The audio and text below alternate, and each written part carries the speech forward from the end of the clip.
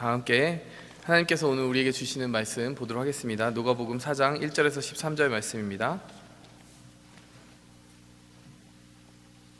누가복음 4장 1절에서 13절 말씀입니다.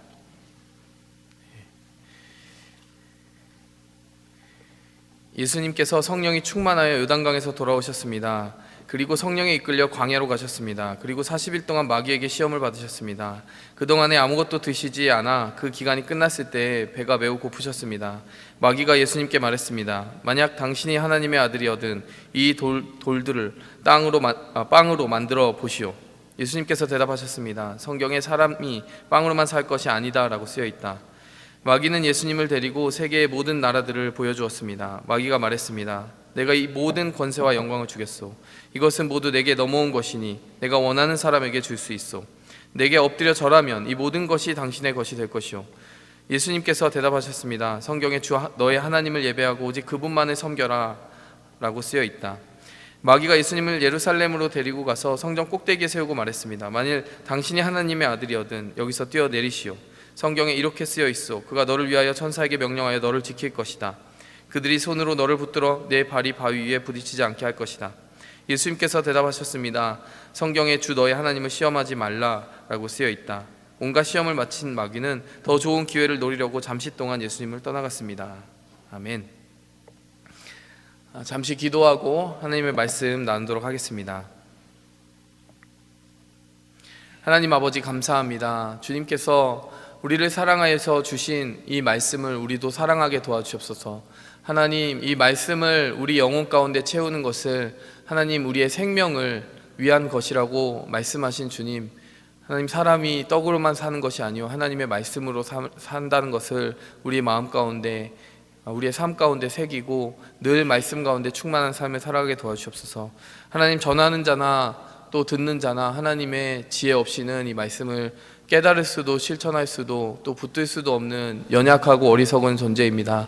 하나님 전하는 저에게 그리고 듣는 우리 모두에게 하나님의 은혜와 은총과 또 성령의 능력을 이 시간 함께하여 주셔서 하나님 우리가 이 말씀을 들을 때 정말 하나님의 말씀으로 듣게 도와주시고 하나님의 능력과 생명과 우리 각 사람의 형편과 사정에 맞는 정말 주님의 도우심이 이 말씀 속에서 들려지게 도와주옵소서. 이 모든 말씀 예수 그리스도의 이름으로 감사하며 기도하였습니다. 아멘. 네, 여러분, 우리 수련의 주제가 영적 전쟁이었습니다. 수련의 이후에 전쟁에 승리하고 계십니까? 아멘. 네, 승리하는 분들이 몇 분 안 계실 것 같습니다. 네, 우리가 수련회 같이 정말 영적으로 집중적으로 하나님의 은혜를 경험하고 하나님의 말씀을 사모하고 또 찬양하고 예배하는 그 자리 가운데 있다 오면 모든 것을 할 수 있을 것 같은 그런 마음 가운데 있을 때가 있습니다. 이제 패배란 없을 것이야. 승리만 있을 것이야. 장밋빛 미래만 있어. 하나님은 나에게 모든 무기를 주셨어. 나는 이제 가서 이길 일만 남아있어. 내지는 아예 시험이 없을 거라고 생각하는 경우도 있어요. 은혜 받은 게 너무 크다 보니까요. 그 은혜에 젖어서 막상 이제 전쟁터가 기다리고 있는데 그 전쟁터에서 무엇이 나를 공격할지에 대해서 조금은 둔한 마음으로 살아갈 때가 있습니다. 여러분 오늘 설교의 제목을 그래서 승리 뒤에 찾아오는 시험이라고 이렇게 말씀을 따라서 이렇게 제목을 정해보았어요. 여러분 아무리 우리가 많은 승리를 경험하더라도요, 아무리 깊은 은혜를 경험하더라도요, 여러분 그 모든 은혜와 승리의 본질은 우리가 계속해서 싸워가야 되는 그 영적 전쟁에서 우리가 늘 준비되어 있을 수 있도록 준비하는 데 있다는 것이에요. 여러분 한 번의 승리가 우리의 전쟁의 전체의 승리를 완전히 보장해주지 않습니다. 우리가 한 번의 전투를 승리했다 하여도요, 그 은혜를 붙들고 그 다음 다가올 전투를 준비해야 돼요. 우리의 승리는 한 번에 끝나는 것이 아닙니다. 어쩌면 지루하고 긴 싸움을 우리의 평생에 싸워야 될 수도 있습니다. 그런 의미에서 우리의 싸움을 조금 더 긴 호흡으로 바라봤으면 좋겠어요.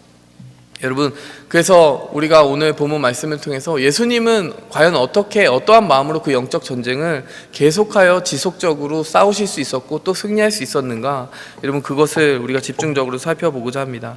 여러분 이전 시간에 우리가 하나님의 말씀을 살펴보았을 때 예수님이 세례를 받은 의미를 어떻게 설명했습니까? 예수님이 세례를 받으신 의미, 예수님은 죄인도 아니시고 하나님의 아들이시고 모든 의로 충만한 분이셨지만 예수님께서 세례를 받으신 것은 우리와 같이 죄인으로 여김을 받기 위한 것이었다 라고 제가 여러분들께 그 의미를 풀어드렸습니다.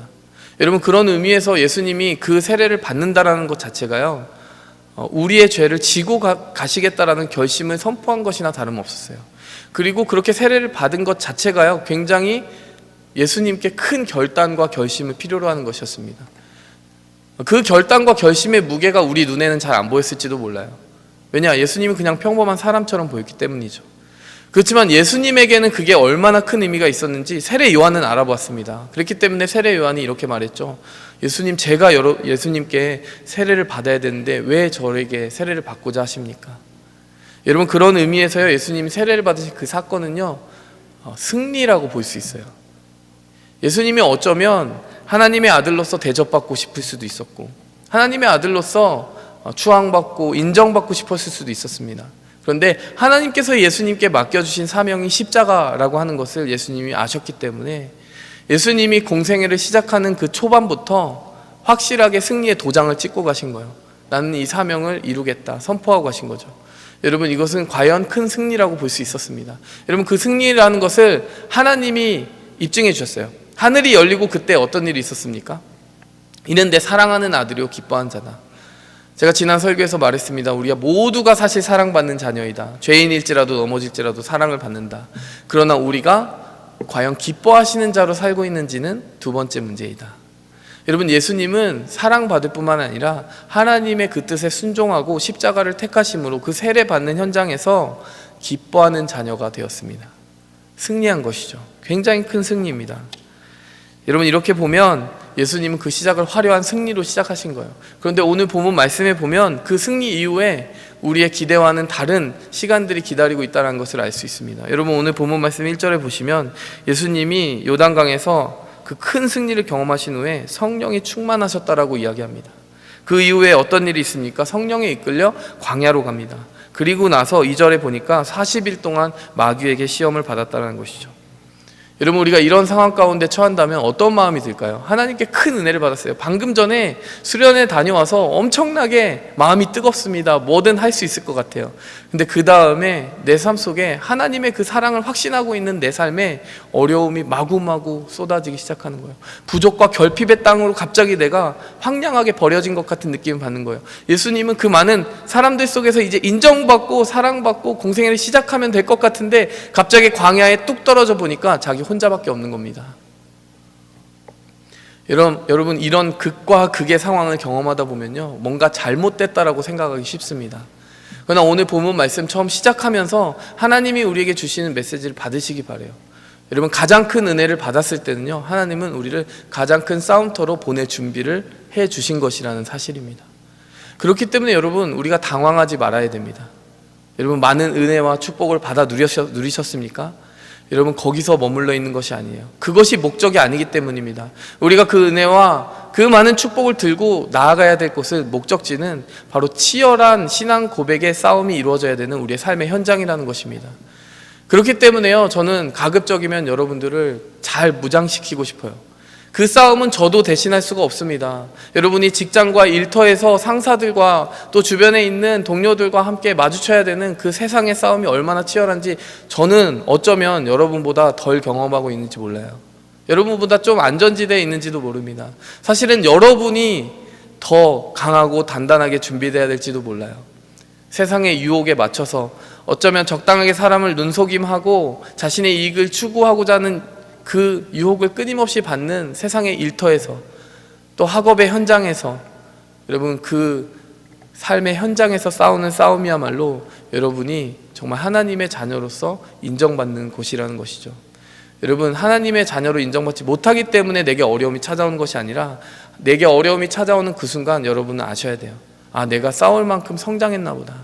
하나님이 나를 믿고 이 싸움터로 보내시는구나 라고 하는 그러한 믿음을 가졌으면 좋겠습니다.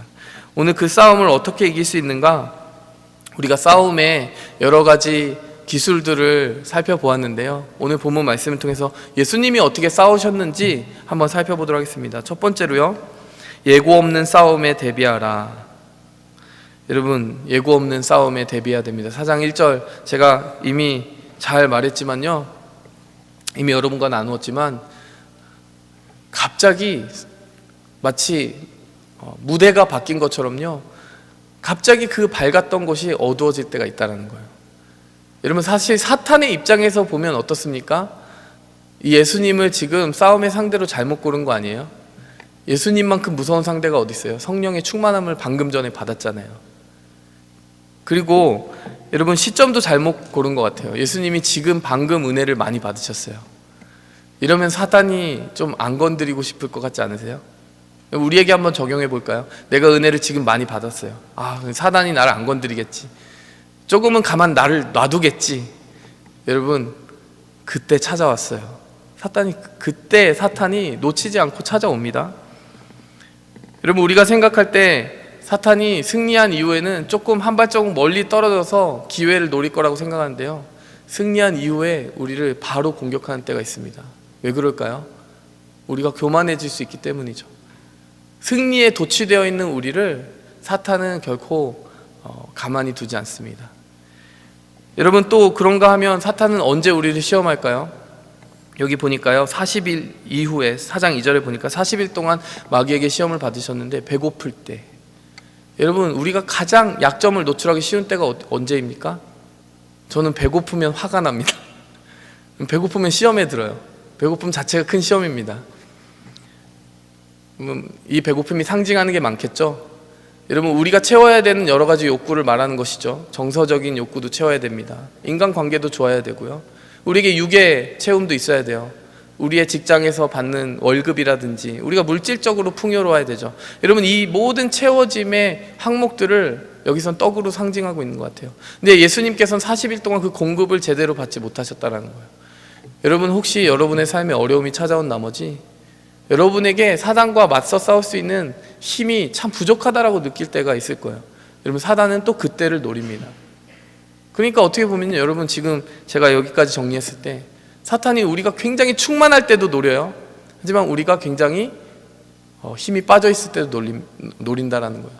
우리가 굉장히 충만해서 자신감이 충만하고 교만해지는 그 순간을 약점으로 알고 노리기도 하고요, 우리가 너무 연약해서 불평으로 기울기 쉬운 그 순간도 어김없이 노린다는 것입니다. 여러분, 종합하면 어떻습니까? 사탄이 노리는 때가 정해져 있습니까? 정해져 있지 않다라는 거예요. 언제든 사탄은 그 순간에 맞는 우리의 약점을 찾아낼 준비가 되어 있습니다. 여러분, 4장 2절에서 보면요, 우리는 이렇게 생각해요. 배고픔의 시험을 언제 받으셨을까?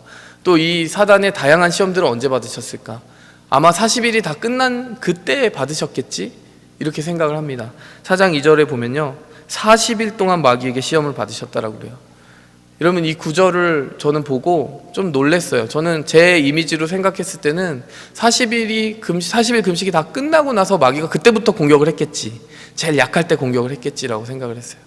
근데 오늘 본 말씀 보니까요, 40일 첫날부터 마지막 날까지 40일 동안 하루도 빠짐없이, 예수님이 가장 강하고 팔팔하셨을 때부터 예수님이 가장 약하셨을 그때까지 어느 한때도 놓치지 않고 사탄은 공략하려고 했다라는 것입니다. 여러분, 제가 여러분에게 겁을 주기 위해 이 말씀을 하는 걸까요? 네, 어느 정도는 맞습니다. 여러분, 우리는 좀 경계를 받을 필요가 있어요. 우리가 잘 나가고 있다, 충만하다고 생각할 때는 우리의 교만함을 내려놓고 우리의 그 방비를 다시 한번 점검할 필요가 있습니다. 우리가 부족하고 연약하고 내 힘으로 싸울 수 없다라고 생각할 때도 다시 한번 사단이 이때를 노리지 않을까 마음으로 준비해야 된다는 것이에요. 여러분, 그런데요, 여러분에게 주고자 하는 것은 그 두려움이 아닙니다. 두려움보다 더 큰 위로를 주고 싶습니다. 여러분, 사단은 이때를 노렸지만 사실 이때는 하나님이 예비하신 때였어요. 4장 1절을 다시 한번 보시겠습니다. 이 시험장으로 언제 가게 됐죠? 여러분, 어떻게 가게 됐습니까? 성령에 이끌려서 광야로 가게 되셨다라고 이야기합니다. 여러분, 이 말씀이 우리에게 주는 위로가 무엇입니까? 여러분, 아무 뜻 없이, 정말 시도 때도 없이 우리를 괴롭히는 사단, 그 사단이 나를 지금 당장이라도 넘어뜨릴 것 같고 내 주위에는 아무 도움도 없는 것 같은데요, 사실 그 싸움터와 싸움 시기, 싸움의 방법, 모든 것들이 하나님의 그림 가운데 있었다는 거예요. 성령이 예수님을 바로 그 싸움터에 가져다 두었다는 것입니다. 여러분, 그것이 전제하고 있는 게 무엇일까요? 우리가 이기지 못할 싸움을 허락하시지 않는다라는 거예요. 성령께서 그 싸움터에 우리를 가져다 주셨다면 이길 것을 확신하고 우리를 가져다 주셨다는 것입니다. 예수님이 강하기 때문일까요? 아니죠. 예수님이 하나님을 의지하고 반드시 승리를 거머쥘 것이라는 것을 알았기 때문에 그 때에 맞춰서 성령님이 예수님을 광야로 보내신 겁니다. 여러분, 사단은 계속 우리를 넘어뜨릴 때를 공략합니다. 그것에 맞춰서 우리는 깨어 있어야 돼요. 그러나 우리가 확신해야 되는 것 있습니다. 사단의 때보다 더 중요한 것, 사단이 우리를 노리는 때보다 더 중요한 것은 하나님은 항상 자신의 때로 우리를 지키신다는 거예요. 자신의 방법과 자신의 틀 속에 우리를 보호하고 계시다라는 것입니다. 여러분, 두 번째로 기억할 것이 있습니다. 그것은요, 가장 강한 적은 바로 우리 내부에 있고 그것은 바로 우리 자신이라는 사실입니다. 오늘 본문 말씀에서 계속해서 반복적으로 나타나는 구절이 있습니다. 여러분, 이 반복적으로 많이 나타나는 구절, 적어도 3번 정도 나타난 구절인데 여러분 어떤 구절인지 아시겠어요? 내가 하나님의 아들이거든. 4장 3절. 당신이 하나님의 아들이거든. 여러분, 당신이 하나님의 아들이거든 이라고 하는 이 구절을 마귀가 굉장히 즐겨서 사용했습니다. 이 구절을 사용한 의도가 무엇일까요? 이 구절을 사용한 의도가 무엇일까요? 여러분, 이 상황과 잘 맞물려서 생각해 보면 알 수 있어요. 당신이 하나님의 아들인데 이렇게 배고프고 있어야 되겠어? 조금 더 낫게, 조금 더 좋은 대우를 받아야 되지 않겠니? 라고 얘기하는 거죠. 그 다음 두 번째 시험이 무엇입니까? 내게 엎드려 절하면 천하 만국의 영광과 권세를 주리라, 이렇게 얘기했잖아요. 무슨 말이야? 당신이 하나님의 아들이라면 권력과 권세를 손에 쥐어야지 그만한 자격이 있지 않겠어? 여러분, 세 번째 시험은 뭐예요? 성전에서 뛰어내려라. 그러면 천사들이 받들어 줄 것이다. 여러분, 그건 잘 이해가 안 돼요. 어떤 의미일까요? 여러분, 성전에서 뛰어내리고 천사들이 갑자기 나타나서 예수님을 받아주면 거기에서 어떤 일이 벌어질까요? 그 성전 주위에 있는 많은 사람들의 눈이 휘둥그레질 거예요. 그리고 예수님에게 명예와 갈채와 칭찬이 쏟아지기 시작할 겁니다. 당신이 하나님의 아들이라면 그 정도의 명예와 주목 정도는 받아야 되지 않겠니?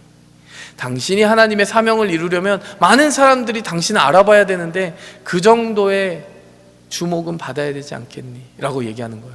여러분, 당신이 하나님의 아들이라면, 이 구절은 사단이 가장 많이 쓰는 무기 중에 하나입니다. 그 무기의 이름은 다름 아니라 이것이요, 교만. 여러분, 우리의 교만을 사단은 가장 집중적으로 사용하려고 합니다. 당신이 하나님의 아들이면 풍요로움 정도는 받아야 되고 박수갈채 정도는 받아야 되고 권위와 권력 정도는 누릴 수 있어야 된다는 거예요. 여러분, 이 잘못된 믿음에 우리가 놀아나기 시작하면 어떤 치명적인 실패를 거두게 됩니까? 여러분, 이러한 것들이 우리에게 결핍되거나 우리의 삶 속에서 심하게 흔들리게 될 때, 하나님, 제가 하나님의 아들이라며요.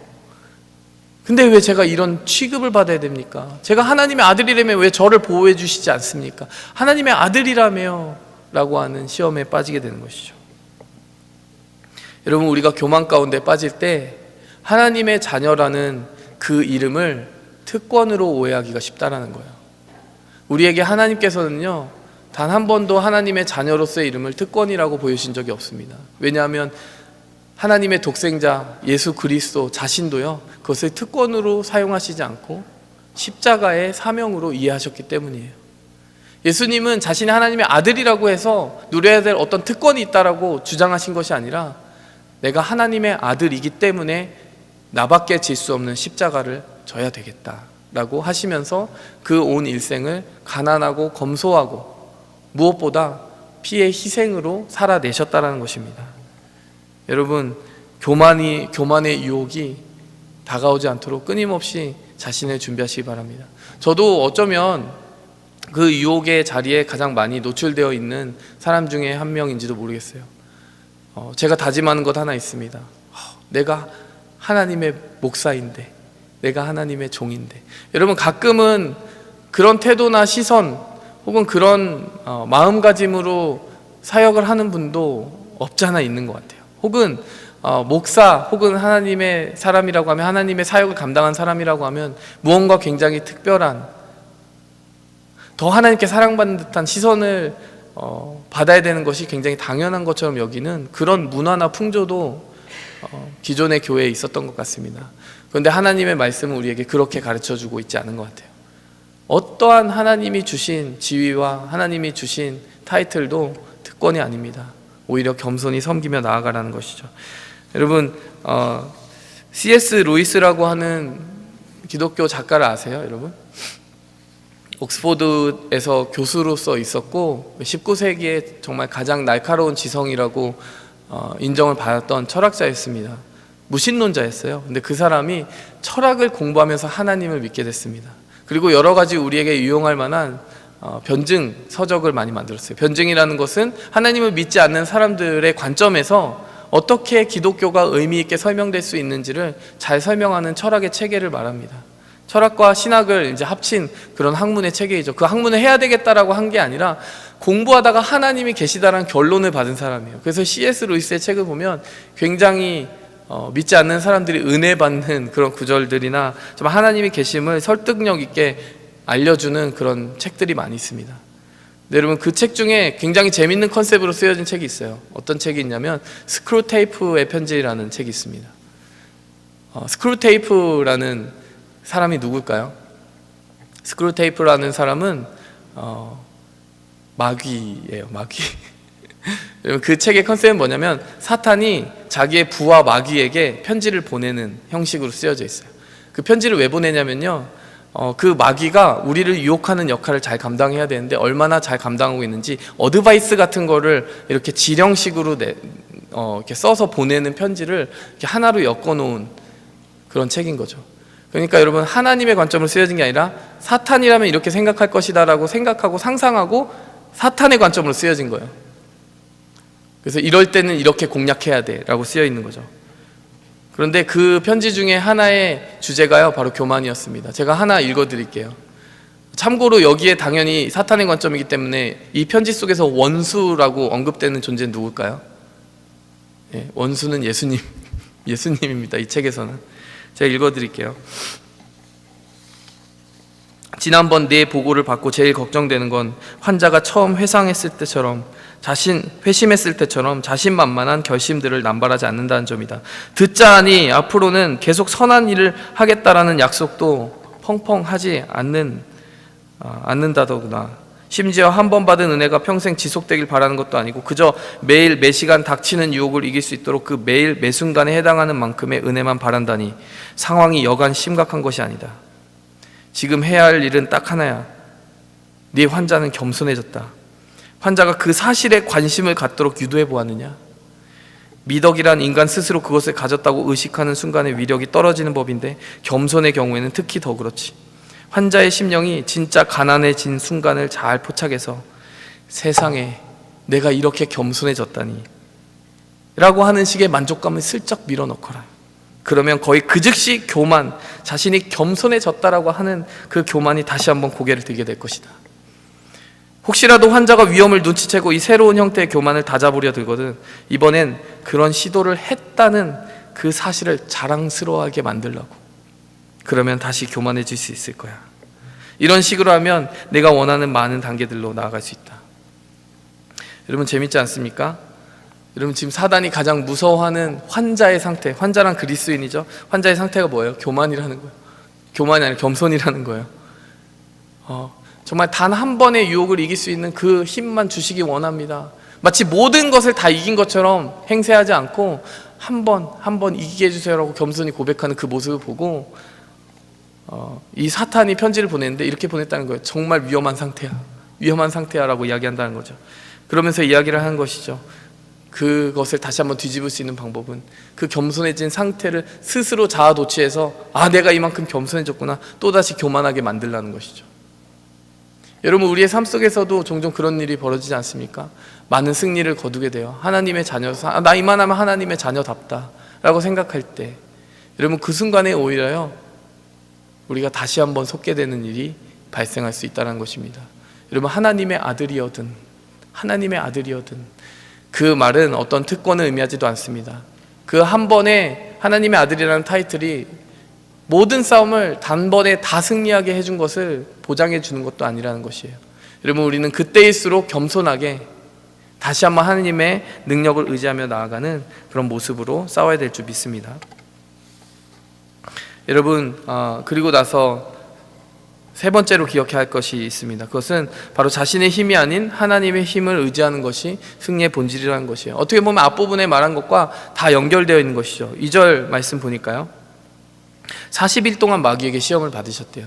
여러분, 근데 이 본문에서 왜 40일이라고 하는 그 숫자를 예수님은 택하셨을까요? 왜 이 40일을 택하셨을까요? 여러분, 이것은 의도적으로요, 구약 성경을 떠오르게 하는 장치로 이렇게 예수님이 40일을 금식 기간으로 택하신 것입니다. 여러분, 40일 동안 광야에서 지냈던 40이라는 숫자와 연관되어서 광야에서 그 시간을 보냈던 기록이 구약 성경에 나와 있습니까? 나와 있어요. 이집트에서 탈출한 이스라엘 백성들이 광야를 방황하였던 시간이 40년입니다. 그런데 그 40년 동안 방황하면서 이스라엘 백성들이 유혹을 받았을까요? 안 받았을까요? 여러 유혹을 받았습니다. 배고픔, 목마름, 여러 유혹들을 받았어요. 그런데 승리했을까요? 패배했을까요? 굉장히 많은 패배를 경험했어요. 배고프면 배고프다고, 왜 고기가 없냐고, 왜 떡이 없냐고 하나님께 마구 항의하기 시작했습니다. 물이 없으면 왜 물이 없냐고 항의하기 시작했어요. 다시 이집트로 돌아가게 해달라고 항의하기 시작했습니다. 여러분, 지금 출애굽기를 공부하고 있는데 그 뒷부분에 나올 우울한 이야기들은 바로 그 시험에 실패하는 이스라엘 백성들의 이야기예요. 근데 여러분, 오늘 본문 말씀은 의도적으로 그 40이라는 숫자를 다시 가져오고 의도적으로 그 광야라는 무대를 다시 한번 반복시키는 것입니다. 그러면서 여기서 주시는 메시지가 있는 거예요. 사람의 힘으로는 실패할 수밖에 없었던 그 시험, 하나님의 택하신 백성인 이스라엘 백성조차도 패배할 수밖에 없었던 그 시험, 그러나 하나님의 아들이신 예수 그리스도께서 승리하셨다는 것이죠. 그리고 그 예수 그리스도를 믿음으로 말미암아 성령의 기름을 부음을 받은 우리에게는 그 승리의 능력과 힘이 머무르고 있다는 것을 알려주고 싶으셨던 것입니다. 여러분, 똑같은 싸움입니다. 그러나 우리의 힘으로 싸우면 이스라엘 백성같이 실패할 것입니다. 그러나 똑같은 싸움을 그 40일 동안 이겨내신 예수님의 이름을 의지해서 싸우면 반드시 이길 것이라는 거예요. 여러분, 승리의 그 순간에 그 승리에 도취되지 않고 다시 한번 그 승리가 어떻게 해서 이루어졌는지 하나님을 의지하면서 이루어졌다는 것을 다시 한번 상기함으로 하나님을, 그리고 예수 그리스도를 의지하며 나아가시기 바랍니다. 네 번째로 기억할 것이 있습니다. 시험 문제를 알아야지 이길 수가 있어요. 모든 시험에는 시험 문제가 있죠. 근데 이 시험은 참 독특한 시험입니다. 왜 그런지 아세요? 시험 문제가 이미 유출이 되어 있습니다. 시험 문제가 유출이 되어 있다는 거예요. 어떤 시험이 있었습니까? 오늘 본문 말씀에 보니까 돌을 떡으로 만들어 먹어라, 그리고 성전에서 뛰어내려봐라, 그리고 나에게 절하라, 이런 시험들이 있었죠. 근데 제가 이 시험을 조금 더 의미를 가지고 거기에 있는 의미를 추출해서 시험 문제를 이렇게 단순화시켜 봤어요. 그랬더니 한 3가지 시험이 의미적인 시험이 있는 것 같아요. 첫 번째로 사단은 이런 것을 시험하고 싶어 하는 것 같아요. 네가 누구냐? 라고 하는 질문을 하고 싶어 하는 것 같아요. 네가 누구냐? 여러분, 반복해서 나타나는 그 구절이 뭐였습니까? 하나님의 자녀라면. 하나님의 자녀라면 이런 고난을 당하면 안 되지, 배고파서는 안 되지, 시험을 당해서는 안 되지, 위험에 노출되어서는 안 되지. 여러분, 내가 누구인지를 끊임없이 의심하게 하는 것이 바로 이 시험의 첫 번째 문제라는 거예요. 여러분, 여기에 대한 답을 어떻게 해야 될까요? 여러분, 저에게 그 문제에 답할 수 있는 가장 강력한 성경 구절이 있습니다. 그것은 로마서 5장 8절이에요. 여러분이 이 구절 하나는 꼭 기억하셨으면 좋겠어요. 우리가 아직 죄인 되었을 때 그리스도께서 우리를 위하여 죽으심으로 하나님께서 우리에 대한 자기의 사랑을 확증하셨느니라. 여러분, 하나님께서 우리를 하나님의 자녀 삼으신 것은 상황을 통하여 확인받아야 되는 것이 아니라는 거예요.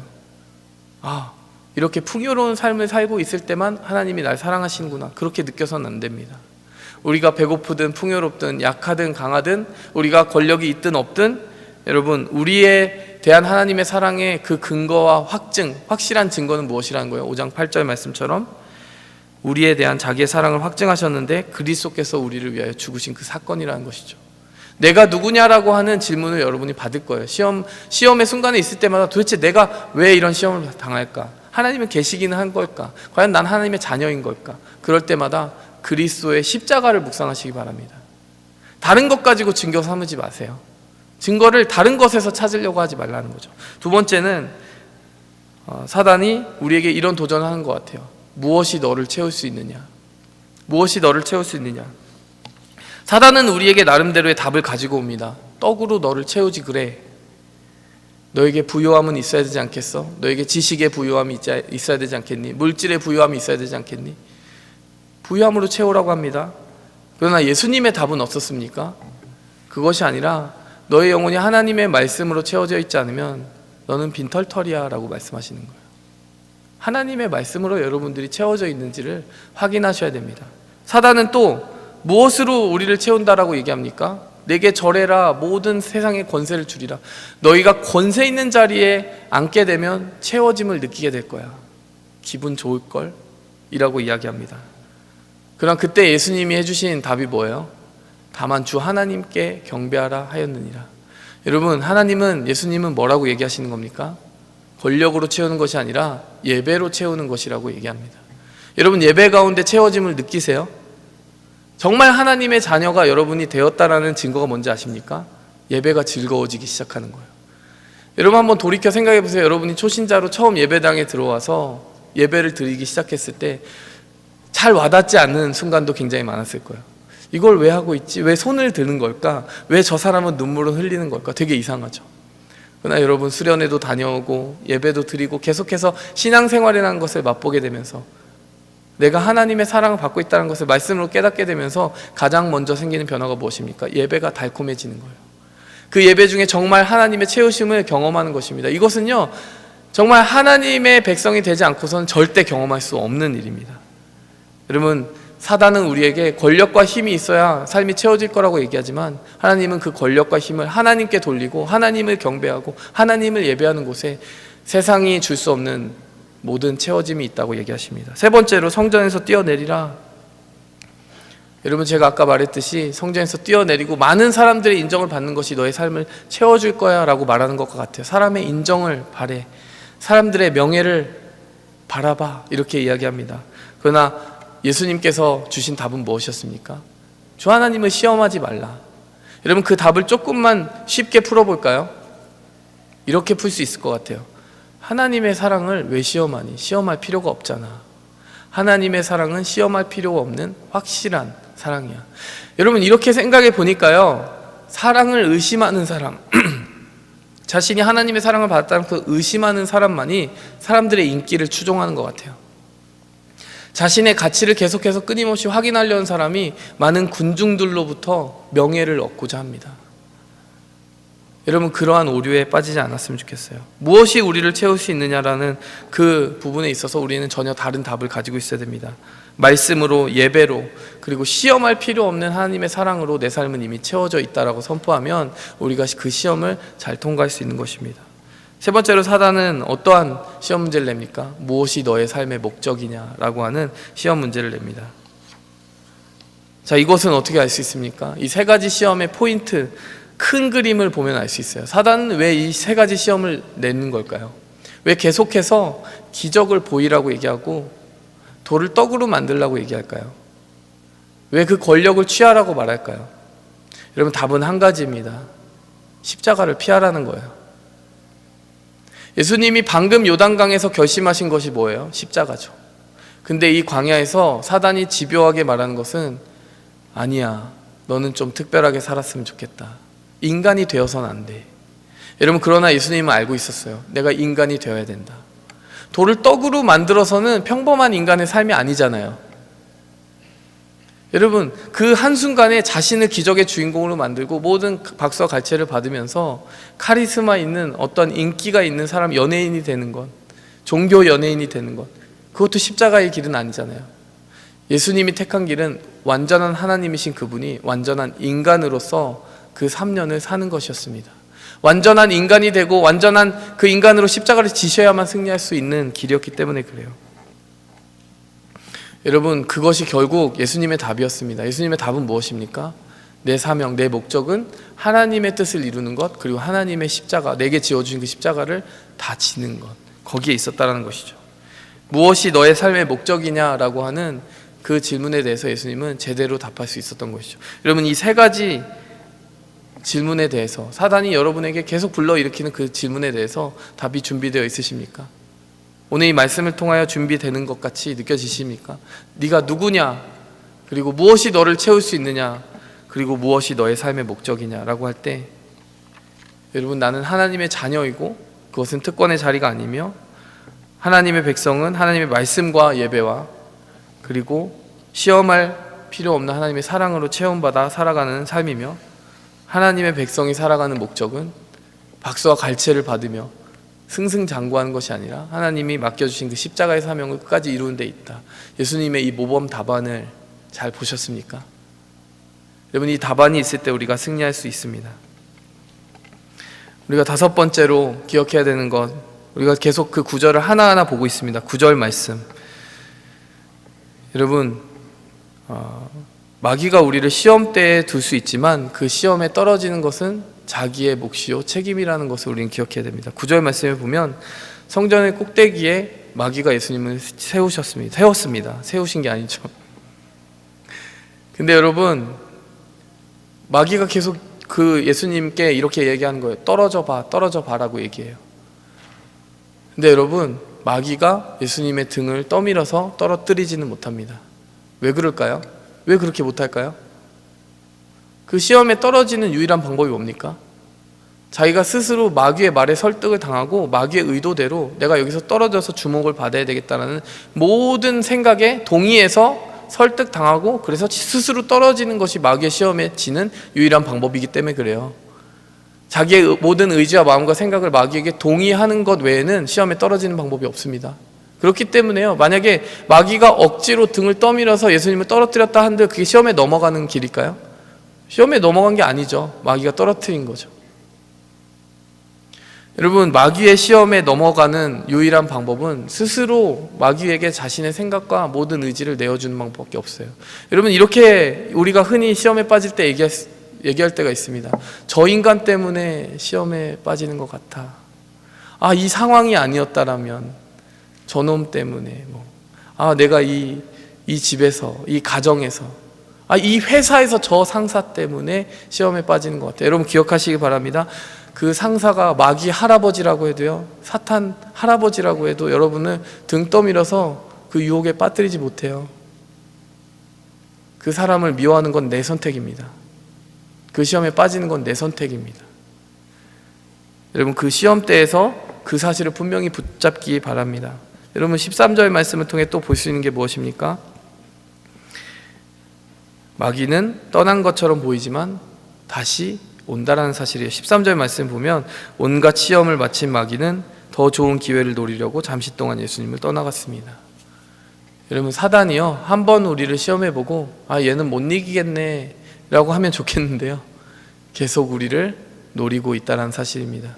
언제 사탄은 다시 돌아왔습니까? 이 장면 기억하세요? 예수님이 이제 십자가 지시기가 얼마 안 남은 상황이었어요. 근데 그때 그 사실을 제자들에게 공개했습니다. 내가 십자가를 지고 3일 만에 죽은 후에 3일 만에 부활할 것이다. 그랬을 때 누가 그 사실에 발끈했습니까? 베드로가 발끈했어요. 베드로가 절대 그럴 수 없습니다, 예수님을 붙들고 막 흔들고 예수님을 꾸짖었다라고 하는 표현이 나와요. rebuke. 근데 그때 예수님이 베드로를 딱 돌아보시면서 사단아 물러가라라고 이야기하셨어요. 여러분, 떠난 것처럼 보였던 그 사단이 베드로의 그 연약한 마음을 타고 들어서 예수님의 마음을 다시 흔들어 놓으려고 했다는 것입니다. 근데 조금만 깊이 생각해 보면 우리 주변에 가까운 사람이 또 시험의 통로가 될 수 있다는 사실을 우리가 볼 수 있는 것이고요. 떠난 것처럼 보였던 그 사단이 내가 생각지도 못했던 가장 연약한 그 순간에 어떤 모양과 형태로 내게 시험을 할지 모른다는 사실을 우리가 알 수 있는 것입니다. 근데 그때 우리가 명심해야 되는 게 뭘까요? 여러분, 내가 유혹받는 통로가 되도록 저 사람이 쓰임받을 수도 있어, 이걸 경계하고 있어야 될까요? 그것도 경계해야 되겠지만요, 내가 누군가를 유혹하고 시험하는 통로가 되지 않을까, 이것을 더 두려워야 될 것 같아요. 예수님에게 베드로가 있었듯이 내가 혹시라도 누군가에게 베드로처럼 하나님의 그 길을 가고 있는 사람을 연약하게 만들고 넘어뜨리는 도구가 되면 어떨까? 어떻게 될까? 그것을 두려워야 됩니다. 여러분, 마지막으로 이 영적인 싸움에서 기억해야 되는 것은 함께 싸우라라는 것입니다. 예수님이 누구와 함께 싸우셨을까요? 예수님 주변에 아무도 없는 것 같은데. 여러분, 오늘 본문 말씀 분명히 이야기합니다. 성령께서 예수님을 이끌어 가셨고 성령님이 그와 함께 하셨다는 거예요. 여러분, 우리 같은 경우는 누구와 함께 할까요? 모두가 성령님이 내주하시는 하나님의 자녀라면 우리 좌우 옆에 있는 형제 자매들이 모두 함께 그 싸움을 싸우는 그 전쟁의 동료들이라는 것을 기억해야 된다는 거예요. 여러분, 우리가 에베소서 6장을 가지고 수련의 말씀을 쭉 살펴봤었는데 전신갑주에 대해서 얘기했잖아요. 구원의 투구, 의의 흉배, 믿음의 방패, 진리의 허리띠, 복음의 신. 여러분, 그런데 여러분, 그 무장이 완전하다고 생각하세요? 무장에 빈틈이 없다고 생각하십니까? 빈틈이 있어요. 빈틈이 어디 있을까요, 여러분? 등을 가리는 게 없어요. 등은 어떻게 가릴까요, 여러분? 등은 왜 가릴 필요가 없는 걸까요? 왜 등을 가리는 건 없을까요? 여러분, 한 가지 이유는 우리가 전진을 해야만 하기 때문이겠죠. 뒤를 보이면서 거꾸로 도망가거나 달아나서는 안 되기 때문에 등을 가리는 건 애초에 준비되어 있지 않은 거겠죠. 그러나 더 중요한 이유가 있습니다. 등을 지켜주는 것은 우리의 동료이기 때문이죠. 여러분, 우리에게 숨은 무기가 있습니다. 구원의 투구, 방패, 모든 것으로 치장한 후에 감춰진 비밀병기, 그것은 바로 우리 등 뒤를 지켜주는 형제 자매들입니다. 은혜를 많이 받고 나니까 내가 혼자서도 신앙생활 할 수 있을 것 같아요. 교회 좀 안 나오더라도 집에서 예배할게요. 여러분, 이 사람이 가장 손쉬운 먹이가 됩니다. 여러분, 예수님도 성령님과 함께 하셔서 이기셨어요. 그 싸움을 우리도 함께 하며 이기기 바랍니다. 함께 그 결심 가운데 서로를 붙들어주는 은혜가 있기 원합니다. 여러분, 여기까지 말씀을 정리해 보았습니다. 오늘은 이렇게 제가 몇 가지 포인트뿐만이 아니라 이렇게 말씀 한 구절 한 구절을 봤기 때문에 많은 내용이 있었던 것 같아요. 제가 이렇게 정리해 드리겠습니다. 예고 없는 싸움에 대비하라, 깨어있으라. 그리고 적은 내 안에 있다. 교만이라는 가장 큰 적을 상대하라. 세 번째, 여러분, 승리는 하나님의 말씀 안에 있다. 네 번째, 기출 문제를 공부하라. 여러분, 기출 문제, 네가 누군지, 무엇으로 체험을 받는지, 너의 삶의 목적은 무엇인지, 사단이 내는 그 단순한 답에 대해서, 질문에 대해서 우리에게 답이 준비되어 있어야 합니다. 또 시험에 넘어지는 건 우리의 몫입니다. 사단도 우리의 등 떠밀어서 우리의 의지를 꺾지 못합니다. 여러분, 또 다시 올 적을 대비해야 됩니다. 때로는 가까운 곳에서 생각지도 못한 그 순간에 사단이 우리의 틈을 노릴 수가 있습니다. 그런데 더 중요한 것은 내가 누군가에게 그 시험의 통로가 되지 않도록 스스로 유혹자가 되지 않는, 시험의 통로가 되지 않는 그런 길을 지키는 것입니다.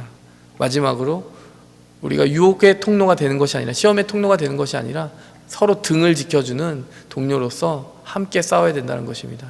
이것을 우리가 기억하면서 영적인 전쟁에 승리할 수 있기를 바랍니다. 함께 기도하겠습니다.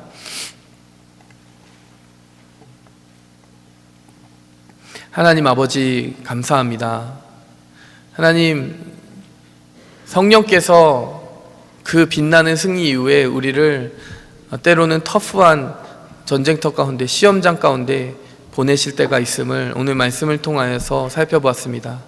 그 싸움을 우리에게 허락하시는 것은 우리가 이미 보장된 승리 가운데서 걸어가고 있음을 주님께서 확증하셨기 때문이라고 오늘 말씀을 통해 위로하셨는데, 하나님, 그 말씀의 위로를 붙들고 살아가게 도와주시옵소서. 그리고 이 영적 전쟁의 모든 비밀들 가운데서 우리가 서로를 붙들어주며 말씀 안에 겸손히 주님의 힘을 의지하고 승리하게 도와주시옵소서. 예수님의 이름으로 감사하며 기도했습니다. 아멘.